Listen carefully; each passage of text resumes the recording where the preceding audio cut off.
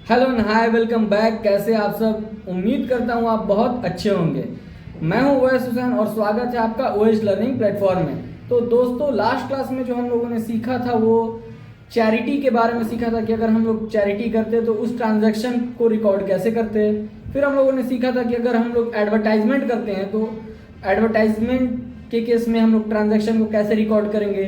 Compound entry किसे कहते हैं, या गुड्स लॉस हो जाए अगर ट्रांजिट में। ट्रांजिट का मतलब ये है कि अगर हम लोग कोई माल को मंगवा रहे हैं और रास्ते में ही वो बर्बाद हो जाए तो उस ट्रांजैक्शन को रिकॉर्ड कैसे करते हैं। फिर हम लोगों ने सीखा था कि ट्रेड डिस्काउंट किसे कहते हैं और फिर कैश डिस्काउंट किसे कहते हैं। तो अगर आप लोगों ने इस वीडियो को नहीं देखा है तो मेरी लास्ट की वीडियो को जा करके आप देख लें। मैं इसका लिंक आपके डिस्क्रिप्शन में दे दूंगा, ठीक है। चलिए, आज हम लोग क्या पढ़ने वाले हैं एक बार ये बता दूं। दोस्तों, आज हम लोग जो पढ़ने जा रहे हैं ये आपके सामने एक पूरा नोट्स मैंने बना लिया है। इसमें हम लोग पढ़ेंगे कि आउटस्टैंडिंग एक्सपेंस और प्रीपेड एक्सपेंस, ठीक है, उसकी जर्नल एंट्री कैसे होती है। फिर जो हमारी इनकम है वो भी अगर आउटस्टैंडिंग है, जिसको हम लोग एक्रूड इनकम कहते हैं, तो उस ट्रांजैक्शन को रिकॉर्ड कैसे करेंगे, उसका ट्रीटमेंट कैसे होगा। फिर प्रीपेड एक्सपेंस का ट्रीटमेंट कैसे होगा।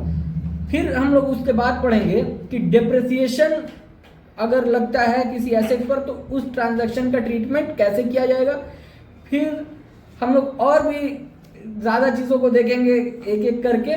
इंटरेस्ट ऑन कैपिटल है और रिकवरी ऑफ स्टोलन गुड्स है, इंश्योरेंस क्लेम है। ये सारी एंट्रीज को आज हम लोग देखेंगे। टॉपिक आज का बहुत ही इंटरेस्टिंग होने वाला है, तो आप बिल्कुल स्किप नहीं कीजिएगा। अपनी नॉलेज को बढ़ाते रहिए और बने रहिए OHLP के साथ। चलिए हम अपने नोट्स पर आते हैं। तो चलिए अब हम अपने नोट्स पर आते हैं।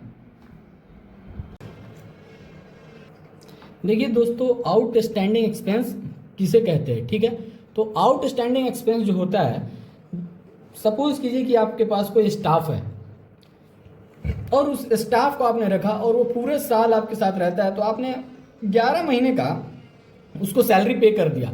बट एक महीना ऐसा हुआ है कि आपने उसका पेमेंट नहीं किया, तो जो बकाया हुआ है ना कि एक महीने का उसको देना है, या सपोज कीजिए कि 4 महीने का आपने पेमेंट नहीं किया, उसे हम लोग क्या कहते हैं, आउटस्टैंडिंग। यानी कि आपने उसका फायदा तो ले लिया पूरे साल भर, या जो भी आपका टाइम पीरियड है उसने आपने उसका पूरा फायदा ले लिया है, बट उसका पेमेंट नहीं किया है। तो जो बकाया राशि होती है, जो बकाया अमाउंट है उसकी सैलरी, वो हमारा आउटस्टैंडिंग एक्सपेंस कहलाता है।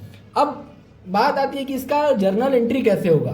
तो जर्नल एंट्री इसकी करने के लिए एक्सपेंस हमारा क्या है, हम लोग मॉडर्न अप्रोच में अगर ये देखें तो उसका रूल था कि एक्सपेंस और लॉस जब भी इंक्रीज होता है तो हम लोग उसको क्या करते हैं, डेबिट करते हैं। तो यहाँ पे हम लोगों ने डेबिट कर दिया, या गोल्डन रूल जो है ट्रेडिशनल अप्रोच के हिसाब से all expenses and losses are debited, तो डेबिट हो गया। अब चूंकि ये क्रेडिट क्या होगा, तो आउटस्टैंडिंग एक्सपेंस। क्यों? क्योंकि इससे हमारी लाइबिलिटी इंक्रीज कर रही है, और जब लाइबिलिटी इंक्रीज करती है तो हम लोग क्या करते हैं, क्रेडिट कर देते हैं। तो यहाँ पे हम लोगों ने टू आउटस्टैंडिंग एक्सपेंस, और ये रहा हमारा narration, being outstanding expense brought into account, ठीक है। अब दूसरा जो कॉन्सेप्ट है हमारा, ये है प्रीपेड इंश्योरेंस। अब जैसे बहुत मर्तबा ये होता है कि हमारे पास जो भी एक्सपेंस होते हैं उसको हम लोग अभी ही दे देते हैं। हम लोग क्या करते हैं कि वक्त से पहले उसका पेमेंट कर देते हैं। जैसे मेरा जो रेंट है 1 साल का 12,000 होता है, बट हमने क्या किया है कि उसको 15,000 का पेमेंट कर दिया। तो 3,000 तो मेरा एडवांस है। तो एडवांस का क्या होगा ट्रीटमेंट, ठीक है। जिस 3,000 को हमने पे किया है वो हम फ्यूचर में चाहें तो उसका तो हक रखते हैं कि 3 महीना हम उसको रेंट नहीं पे करेंगे। और अभी ये भी है हमारे पास कि हम चाहें तो उससे वापस ले ले वो 3,000 कि भाई 15,000 मैंने आपको दिया है, अब 3,000 वापस कर दीजिए। बात समझ में आई कि प्रीपेड एक्सपेंस क्या होता है। यहाँ पे इंश्योरेंस लिखा गया है, आप इसको करेक्ट कर लीजिएगा, एक्सपेंस कर लीजिए।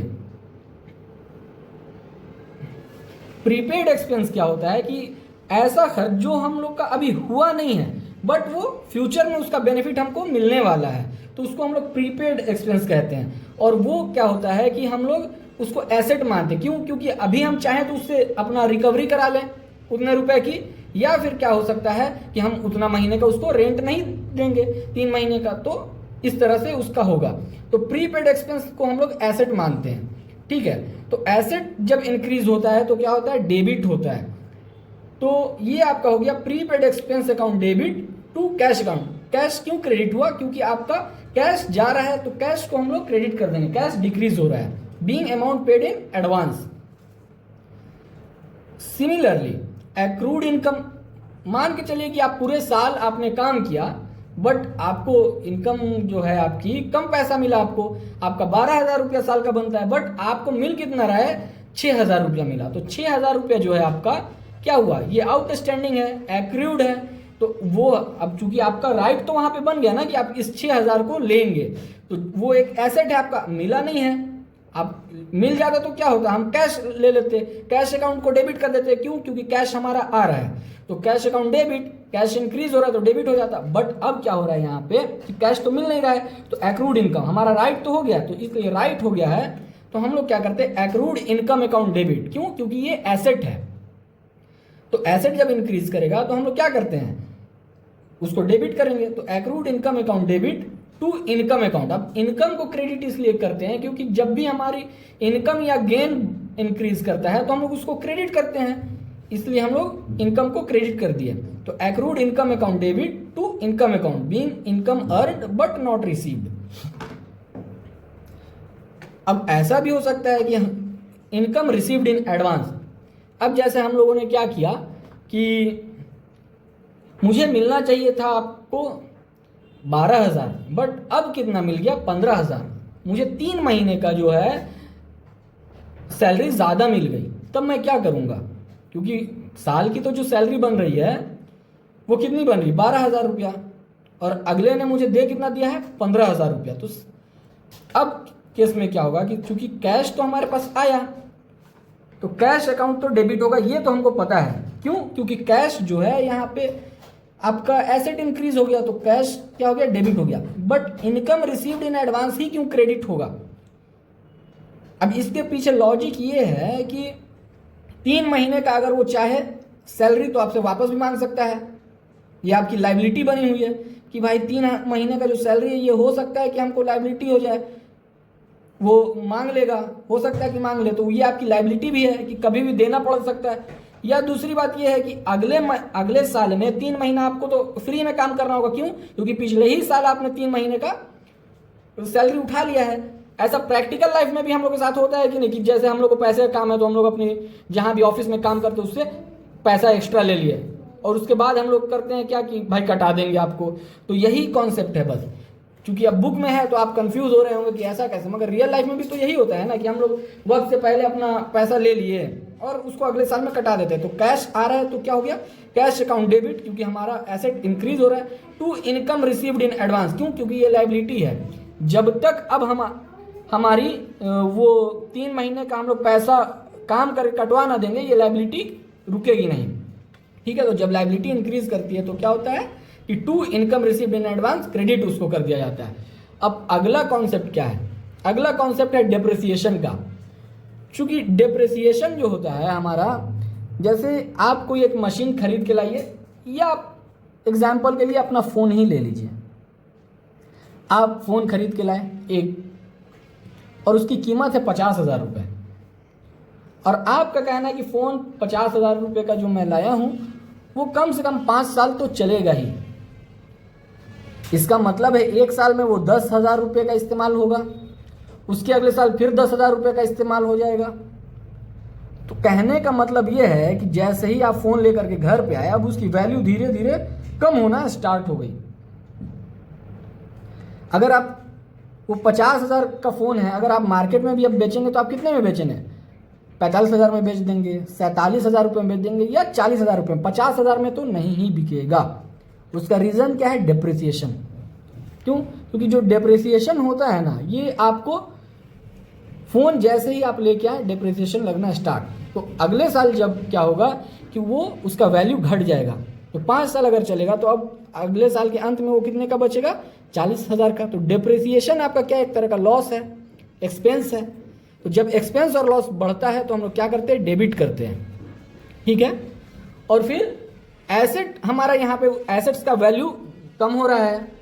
अब जब एसेट्स का वैल्यू कम होगा तो हमारा रूल क्या कहता है कि एसेट्स को क्रेडिट कर दीजिए। क्यों? क्योंकि जब एसेट डिक्रीज कर रहा है तो हम लोग क्या करेंगे, उसको क्रेडिट कर देंगे। तो बीइंग डेप्रिसिएशन चार्ज, ठीक है। इंटरेस्ट ऑन कैपिटल, अब बहुत बार ऐसा होता है कि कुछ जो फर्म होती हैं वो अपने प्रोप्राइटर को इंटरेस्ट देती हैं उनके कैपिटल पे, या पार्टनरशिप में भी जब आप आइएगा तो पढ़िए कि इंटरेस्ट ऑन पार्टनर्स कैपिटल। तो कुछ लोग अपने इंटरेस्ट पे कैपिटल लेते हैं, कैपिटल पर इंटरेस्ट लेते हैं। तो वो बिजनेस का क्या हुआ, एक तरह का खर्च है। और जब वो बिजनेस का खर्च है तो क्या होगा, ऑल इनकम एंड एक्सपेंसेस, या एक्सपेंस और लॉस जब बढ़ेगा तो हम लोग क्या करेंगे, डेबिट कर देंगे। कोई बहुत बड़ी बात नहीं है। तो interest on capital account debit. अब चूंकि कैपिटल हमारा इंक्रीज कर जाएगा यहाँ से, अब जब हमारा कैपिटल इंक्रीज करेगा तो हम लोग उसको क्या करते हैं, क्रेडिट करते हैं टू कैपिटल अकाउंट। आपको चूंकि जो इंटरेस्ट मिल रहा है वो आपकी कैपिटल पे मिल रहा है, तो ये जाएगा भी कहाँ, आपकी कैपिटल में। तो कैपिटल जब इंक्रीज कर जाएगी तो हम उसको क्या करेंगे, क्रेडिट कर देंगे। तो इसको हम लोग इस तरह से इसका ट्रीटमेंट करते हैं, being interest on capital charged, ठीक है। अब ये बहुत ही इंटरेस्टिंग एक कॉन्सेप्ट है कि recovery of stolen goods. Last class में मैंने बताया था कि अगर आपका कोई गुड्स है या कैश है, दुकान पे चोरी हो जाए तो हम उसका ट्रीटमेंट क्या करेंगे। बट इस क्लास में मैं ये भी बताने जा रहा हूं कि अगर उसकी रिकवरी हो जाए तो क्या करें। भाई ज़रूरी तो नहीं है ना कि आपके पास जितने का माल चोरी हो गया वो ना ही मिले, ऐसा भी हो सकता है कि वो मिल जाए। 1 लाख का माल चोरी हुआ जिसमें 85,000 रुपये की रिकवरी हो गई, हो सकता है। क्या ये भी हो सकता है कि ना हो। तो लास्ट क्लास में हम लोगों ने ये समझा था कि चोरी हो गया, उसकी रिकवरी की बात नहीं की थी। इस क्लास में हम लोग सीखने जा रहे हैं कि अगर उन चोरी किए हुए गुड्स की रिकवरी हो जाए तो क्या होगा। चलिए इसको एग्जाम्पल से समझते हैं। Stolen by theft cash 10,000, goods 15,000 and recovery has been made for cash 5,000, goods 10,000। अब समझिए कि किसी दुकानदार का 10,000 का कैश चोरी हो गया और 15,000 का माल भी, जो चोराया वो 15,000 का माल भी लेके चला गया। उसके बाद उसकी रिकवरी होती है 5,000 रुपया कैश। जब वो चोर पकड़ाता है तो क्या करता है कि 5,000 रुपया कैश दे देता है और 10,000 रुपये का माल भी वापस कर देता है। तो अब क्या होगा, चूंकि जब चोरी हुआ था तो हम लोग तुरंत एंट्री क्या डाले, loss by theft account 25,000 to cash account to purchase account. यही होता है। हम लोग क्या बोलते हैं कि 10,000 का माल चोरी हो गया, तो चोरी हो गया भाई, चोरी हो गया। लॉस बाय थेफ्ट, लॉस हो गया मेरा। लॉस को हम लोग क्या किए, डेबिट। कितने रुपए का चोरी हुआ, 10,000 प्लस 15,000, 25,000। तो 25,000 हम लोग उसको क्या किए, डेबिट कर दिए। क्या किया गया, टू कैश अकाउंट, कैश गया 10,000, परचेज चला गया, माल ही चोरी हो गया, टू परचेज 15,000। अब हम लोग सबको बता दिए कि चलो भाई मेरा 25,000 का चोरी हुआ है जिसमें 10,000 कैश है, अब 15,000 का हमारे पास माल गया। तो यहाँ पे नरेशन क्या, वो being cash and goods stolen by theft, हमरा जो ये गया है नरेशन डाल के बता दिया गया। अब क्या होता है, मैंने पुलिस को कॉल किया, सर देखिए मेरे दुकान में चोरी हो गई है। तो पुलिस क्या कहती है कि ठीक है रुकिए मैं बताता हूँ अभी। अब पुलिस जाती है, उससे 5,000 के कैश की रिकवरी करा देती है और 10,000 का माल भी रिकवर करा देती है। अब आप बहुत खुश, वाह भाई मेरा माल तो वापस आ गया। अब आप क्या करेंगे, करना कुछ नहीं, एंट्री डालना है कि भाई जब गया था तो हम उसकी एंट्री डालें कि भाई ये मेरा चला गया, मगर जब आ रहा है तो उसको रिकॉर्ड भी तो करेंगे। तो कैश अकाउंट डेबिट 5,000, क्यों, क्योंकि कैश आया 5,000, माल भी आया 10,000, तो परचेज अकाउंट डेबिट 10,000। अब होता क्या कि ये दोनों मिला के कितना हो गया आपका 15,000, मगर गया कितना था 25,000, 10,000 का लॉस हो गया। तो profit and loss account debit, मतलब आपको लॉस हो गया 10,000। लॉस जब इंक्रीज होता है तो हम लोग क्या करते हैं, डेबिट। तो profit and loss account debit 10,000 to loss by theft 25,000। अब ये देखिए यहाँ पे इनका अकाउंट हो गया क्लोज, क्योंकि अब हमारी बात हो गई खत्म कि मेरे को 15,000 रुपया मिल गया और 10,000 रुपये का लॉस हो गया। ये बात यहाँ पे हो गई clear. Being partly cash and goods are recovered, ठीक है, ये रहा हमारा ये कॉन्सेप्ट। अब बढ़ते हैं अपने दूसरे कॉन्सेप्ट की तरफ।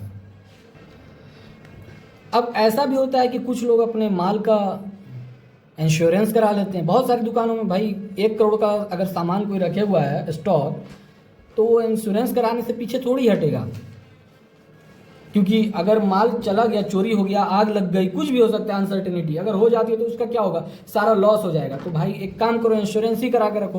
तो जब लोग इंश्योरेंस करा के रखते हैं तब क्या होता है कि इंश्योरेंस कंपनी कहती है कि ठीक है आपका लॉस कितने का हुआ है, तो आदमी बताता है मेरा 10 लाख का लॉस हुआ, 10 लाख के माल में आग लग गई। तो इंश्योरेंस कंपनी एक काम तो ये कह सकती है कि 10 लाख पूरा का पूरा हम आपको दे देंगे, डिपेंड करता है आपके इंश्योरेंस पे। अब आप बड़ी खुश, क्यों? क्योंकि जितने का लॉस हुआ था उतने का तो मेरा रिकवरी हो गई, अब आप नहीं रोएंगे।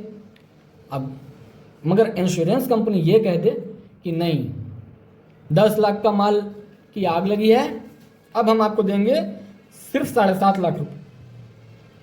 अब इस केस में आप क्या कहेंगे? अब आप इस केस में रोएंगे भी कि भाई 2.5 लाख का तो कहीं ना कहीं नुकसान हो गया, मगर खुशी इस बात की कि 7.5 लाख रुपया मिल गया।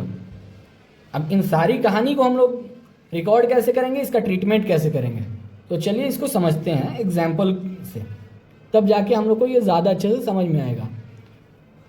अब goods destroyed by fire 25,000, insurance company accept the claim.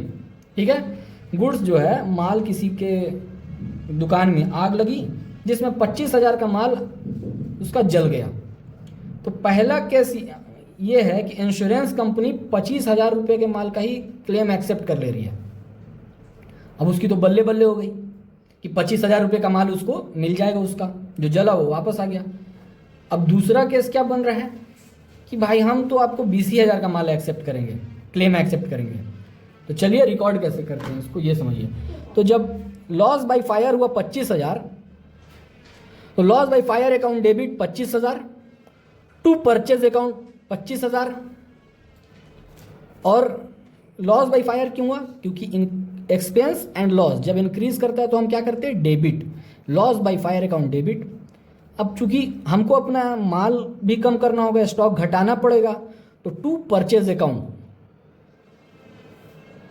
यहां पे क्या हो गया, 25,000 हम लोगों ने परचेज को क्रेडिट कर दिया। Being goods loss due to fire. अब हमने ये बताया पूरी दुनिया को रिकॉर्ड करके कि मेरे यहाँ आग लगी 25,000 की, ये आग लगी और 25,000 का माल जल के राख हो गया।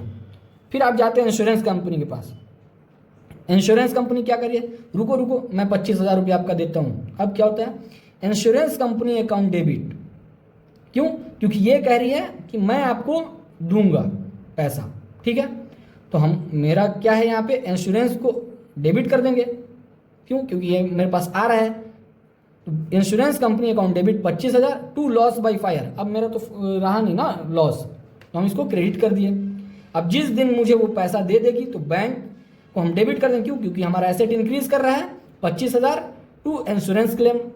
अब इंश्योरेंस जो क्लेम किए थे वो क्या हो गया, क्रेडिट हो गया। दूसरा केस क्या बनता है ये समझिए कि इंश्योरेंस कंपनी तो कह रही है कि हम 20,000 रुपये देंगे।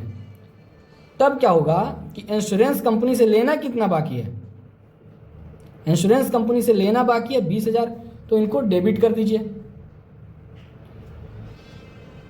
अब यहाँ पे प्रॉफिट एंड लॉस में 5,000 डाल दीजिए, क्योंकि आपको 5,000 रुपये का तो लॉस हो रहा है ना अल्टीमेटली। 25,000 का माल जला है, 20,000 रुपया मिल रहा है, तो आपको 5,000 का तो लॉस हो गया। तो profit and loss account debit, loss हो गया। यहाँ पे लॉस जब इंक्रीज होगा तो हम उसको क्या करेंगे, डेबिट कर देंगे। तो क्या हो गया, profit and loss account debit 5,000 to loss by fire. अब हमारे पास लॉस नहीं रहा, 25,000 से इनका अकाउंट खत्म हो गया। अब यहाँ पे बैंक में पैसा मिलेगा, बैंक एसेट हमारा इंक्रीज कर रहा है, bank account debit to insurance claim account. अब इनसे भी पैसा मिल गया, इसलिए हम इसको क्या करेंगे, क्रेडिट। एक बार जब पैसा लेना था मुझे तो हम लोगों ने क्या किया था, डेबिट। जब हमें पैसा लेना होता है किसी से तो हम लोग क्या करते हैं, डेबिट कर दिए यहाँ पे इंश्योरेंस कंपनी अकाउंट डेबिट। और उसके बाद जब ले लिए तो उसको क्या कर दिए, क्रेडिट। ठीक है, तो इतनी चीजें तो आपको समझ में आई होगी। आज के लिए इतना ही। तो दोस्तों आज की क्लास हमारी बहुत ही इंटरेस्टिंग रही, बहुत मज़ा आया इसको करके। तो आज हम लोगों ने क्या सीखा, हम लोगों ने सीखा है कि इंटरेस्ट ऑन कैपिटल किसे कहते हैं और उसका ट्रीटमेंट सीखा। आउटस्टैंडिंग और प्रीपेड एक्सपेंस क्या होता है उसका ट्रीटमेंट सीखा। फिर हम लोगों ने सीखा कि एक्रूड इनकम किसे कहते हैं और इनकम रिसीव्ड इन एडवांस किसे कहते हैं और इसके ट्रीटमेंट को सीखा। अगर इंश्योरेंस कंपनी आपके क्लेम को एक्सेप्ट कर लेती पार्शियली या फुल्ली तो उसके ट्रीटमेंट को हम लोगों ने सीखा। तो ऐसे ही बहुत सारे हम लोगों ने कॉन्सेप्ट को सीखा है और मैं चाहता हूं कि आप सारे स्टूडेंट्स जितने भी हैं ये अपने नोट्स को बनाते रहें। नोट्स बनाना बिल्कुल नहीं भूलिए, क्योंकि जब आप एक बार वापस से अपनी कॉपी पलट के देखेंगे तो आपको सब क्या होगा कि याद हो जाएगा, जिससे आपके हर एक कॉन्सेप्ट को अच्छे से आप रिवाइज कर लेंगे। तो नोट्स बनाना बिल्कुल भी ना भूलें और क्वेश्चन को जितनी ज़्यादा हो सके प्रैक्टिस करें, क्योंकि प्रैक्टिस करने से ही आदमी परफेक्ट बनता है और आपके कॉन्सेप्ट भी बहुत ज़्यादा बिल्डअप हो जाएंगे। तो उम्मीद करते हैं ये क्लास आपको बहुत ज़्यादा पसंद आई होगी। अगर पसंद आ रही है तो मेरे चैनल को सब्सक्राइब कीजिए, लाइक कीजिए और शेयर कीजिए अपने उन दोस्तों को जो भी इस से फ़ायदा उठाना चाहते हैं। तो चलिए आज के लिए इतना ही। सीखते रहिए और सिखाते रहिए, क्योंकि ज्ञान बांटने से बढ़ता है। धन्यवाद।